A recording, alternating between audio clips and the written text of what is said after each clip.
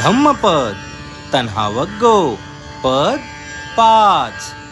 यथापि मूले अनुपद्यवे दळहे छिन्नोपि रुक्षो पुनरेव रुहति एवंपि तन्हानुसये अनुहते निबद्धति दुःखमिदं पुनः पुनः.